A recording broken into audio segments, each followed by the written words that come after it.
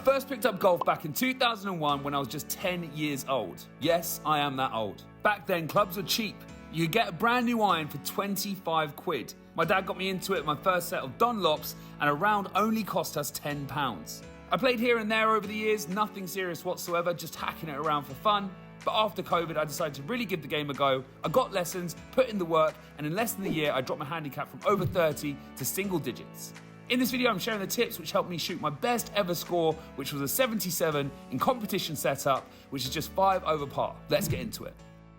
So straight away, we are here and we have got a situation on our hands. Obviously, everything within this video is going to be compared to competition standards. So that will be medal up here at West Herts, and it will be from the tips. This is an SI3. It's a very challenging hole for me personally. Like many of you, I'm sure, I've got a slice in the locker. That is my kind of go-to bad one, if you like. Driving range is not out of play. However, on this hole, it's a par 4. It's an incredibly difficult way to get a par. So the first tip is going to be knowing your misses and factoring that in. It's kind of a little bit of a cost-benefit analysis. This is a very long hole, and although it's summer, so there will be rollouts, something we'll talk about later on, I still need to get up there if I want to try to get, not even just a par, but if I want to get a bogey. So straight out of the gate, I do have to preface this. I am by no stretch of the imagination a scratch player. I'm not a pro. I'm just kind of giving my ways that I've managed to lower my handicap. The tee markers are put up to the right side of the tee box already, so I don't need to go any further. Obviously, if it was situated to the left, then I would. As it stands, I'm happy with being in the middle here, as I'm still, 6 foot, 7 foot from the furthest point at the right. So my only aim here really, it's kind of pick a point, imagine what I want the shot to do, get any negative thoughts about hitting a slice out of my head, because that's not what we're going to do. So that, for me, is a very good drive. Over the moon with that. It's a nice little fade, actually what you kind of want here. You don't want to go too far left either. With this hole, course knowledge does come into it, another point will come into, but the wind is generally off the left. So you can hit a straight shot, it will kind of drift over a couple of yards. As it goes, center of the fairway, got a nice shot in, we're happy. This is probably one of the most valuable bits of kit I've found for coming down. There's no excuse for not knowing your yardages, how far out you are. It doesn't have to be with a rangefinder like I've got here. There's free apps. There'll be a list of them in the description down below. Go check them out, use them, because you have to know how far away you are. Work it out on the range, bring it onto the course. On-course practice is the best way to get your yardages. So we've just seen my approach to very hard par 4s. We're now going to have my approach to very hard par 3s. This, in general, I feel like is the easiest place to drop a double or sometimes even a triple bogey. So here we've got a hole that's going to be playing 180 yards to this pin. It's downhill, downwind, bunkers everywhere. I'm taking a 6 iron. I don't care where that pin is. My objective is to get this onto the flat stuff and not into a bunker. But considering this is SI7, I get a shot in this hole. So my objective, I do go into a bunker, is to get it up onto the green and then 2-putt. A bogey here is effectively par for me. I think that might come up a little bit short. However, oh my gosh, I've managed to hit the cart path, and that has in fact ended up fantastically well. Forget about the cart path for a second, it's not a paid actor. That's why we took this club here, because I haven't hit it the best. However, obviously we landed on the cart path, but it still would have progressed on. I've probably gone on an extra 10 foot further than I would have done. So we take that, that's the reason why we take this club and not something like a 4 iron, which should land there, because if I mess up with a 4 iron, things can go far worse. Sorry to interrupt, but as it currently stands, I have 0 subscribers on this channel and I would love to be able to make more content for you all. So if you are enjoying this video, please be sure to subscribe so I can hit that 1,000 subscriber milestone, get this channel partnered and bring out loads more content for you all. Thank you so much in advance. Let's get back to the video. So this has obviously worked out really, really well. I'm going to say I hit this green maybe 4 times out of 10. Where I intended, or where my kind of miss aim was to be, was probably somewhere around here. Short of the pin, considerably. That's a nice easy chip shot. Hard chip shot, hard bunker shot rather, if I landed it in there, obviously that's gonna be really, really difficult, really, really hard. And I'm gonna show you, if I missed it long and to the left, if I pulled it or done a bit of a borderline hook, which can easily happen, we're not pros, I'm gonna try and actually get up and down from over there and then finish this one off as well. The biggest takeaway for me from this sort of position is accepting that if I'm here off the tee, I'm probably not making par, all right? Bogey is now my target. This is now a par 4. So the thing I'm going to focus on here is not chipping twice. Biggest takeaway, that is a gotcha pin. From this position, it's a gotcha pin. There's a bank on the back end of that bunker. The whole green slants from right to left.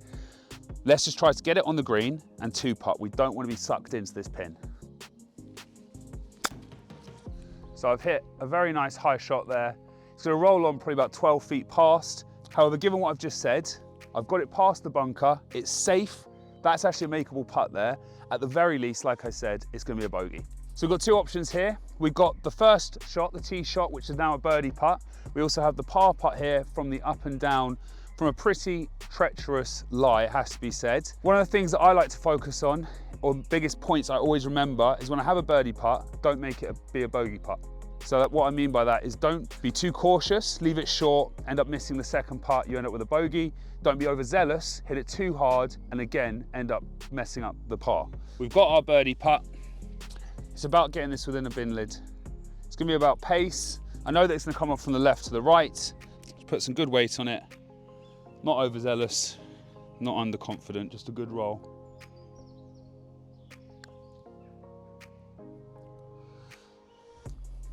Okay, a little bit short, about a foot out, that's a tap-in. But anyone's stretched the imagination. It is obviously competition setting zone. This is another key thing with putting. Don't just take gimmies. You've got to practice the one within gimme range because you don't get them in competitions and they're the easiest ones to miss. Okay, right, so that's fine. So that's a par. Use of the cart par, fantastic. So let's have a look if we could save our par from the high chip shot. So something I would do for this often is actually take the pin out. So if you're playing with other people, they'll do that for you, but that's okay. I'm not gonna hit this too hard, trying to chase the par. Bogey's the goal. A confident and assured stroke is what we're looking for. I've missed it low, that's okay. So I've just dropped the ball here. It's a make-believe situation. This is a par 4 and it's SI1. I'm here for 2. It's my third shot coming up. I've got tree trouble. The pin's about 85 yards away. This is an anti-champagne supernova shot here. What's gonna get you more trouble and compound of errors, all right? So if I try to hit this up with a 60-degree wedge, maybe I make it 2 times out of 10, but the other 8 times, I ricochet off a tree, I go in the nettles, I go in a bunker, or worse, I come back to here again, I've got the exact same shot. So what I'm gonna do instead is just try to play it out to the right, accept the fact that this is probably not gonna be a par, but a bogey is still on the cards. That, like I said, we don't wanna compound our errors. So what we're gonna do is aiming it to the right of this tree just in front of me. There's a blue trolley sign. Anything to the right of that, but still on the green is the target. So we've got quite a large area to aim for. Just gonna play a pitching wedge, back of the stance, and just kind of half swing it through. So that's gone pretty much exactly as we want it to. It's just trundling up. It probably will sit just on the top shelf, just on the edge of the green. So fair enough, it's not actually on the green, however, that's still so flat. It's perfect for me. I'm on the top shelf as well, which is great. So the chance of getting bogey has now just gone up. All right, we didn't take the hero shot. We've got about 30 foot for par now. It's gonna break right to left. Sometimes these go in, and what a scrappy par that would be. Bogey's the port of call though, so let's get it up there in a bin lid.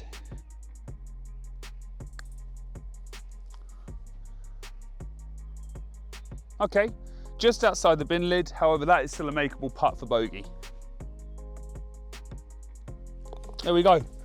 Bogey, stress-free. So I just mentioned there about compounding errors. Let's assume I've got a treble bogey there. What you don't want to do is bring that anger and fury into your next shot, especially when the next shot is this, which is going to be the carry on the furthest bunkers, 290 yards. I think one of the things that's helped me reduce my overall scores is the fact that in the past, and this all comes back down to having a really good coach, my tendency is to try to overswing with the driver, as many people do. I kind of reverse pivot. That's where I completely lose control and just from trying to hit it too hard. So I think what I've been quite good at doing is controlling that a little bit, or quite a lot actually. So rather than going up into the trees on the right or the left, at worst, I might be in that bunker, preferably to the left of it, and have a nice approach shot in. This is a low SI, I do get a shot on it. So worst case scenario, if I go in the bunker, it's about getting it back into play, making a chip, making 2 putts. So we've hit quite a nice shot there. It's just drifting over. Hopefully we should be good, and we are. So that was a nice shot. Play it just off the left-hand side of the fairway. Admittedly, it's faded more than I expected it to, but we got a nice shot in, so let's move on. Okay, next up is knowing the conditions. Obviously, it is summer now, so you're gonna get rollout, but that aside, is reading what the weather's doing, a bit like a green. Again, I have to understand, I do appreciate that I'm saying all this like I'm some sort of pro. Obviously, I'm not, but this is what's helped me. Seeing today, it's quite nice and still. What I mean by that is that the other day, I hit a 3-wood off this tee. Today, I'm gonna be hitting a 4-iron. There's less wind. I feel like the 4-iron could possibly go further than my 3-wood did the other day, just due to the winds. I guess the key point to highlight here is not always walking up to the same tee box with the same club. It will vary based off the weather. So there we have it. It's a lovely 4-iron.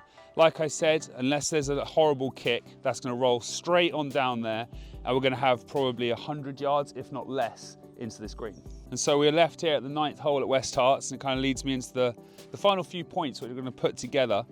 I've mentioned it already, I'm just going to highlight it here as its own key point, is the importance of getting a coach. We spend a lot of money on golf, be it golf balls, equipment, green fees. If you're a member at a club, obviously costs a lot of money. Having some golf lessons doesn't have to be every single week, doesn't even have to be every month. But just even to go in the same way you take your car in for an MOT, going in yourself and getting a golf swing MOT if you like, as cliche as it might sound, is so valuable. Highlight where your errors in your game are coming from. Proper warm-up. If you're lucky like us here at West Harts, we've got decent practice facilities. Chipping and putting, it's inexcusable not to have a practice chip and a practice putt here before you're going out for an important tournament. And it is so important to get some grass interaction with your club over using range mats, because you can hit one fat, it doesn't have the same effect. You need to feel it on the grass. And so with that being said, the final hole here is 130 yards, factoring everything in, knowing my misses, knowing my bad shots on the day, etc, etc. This would be a full pitching wedge. However, there is a little bit of breeze up there, even though you can't feel it. So I'm going to take a 9-iron, forget about the pin, get it on the green, and get away with a par.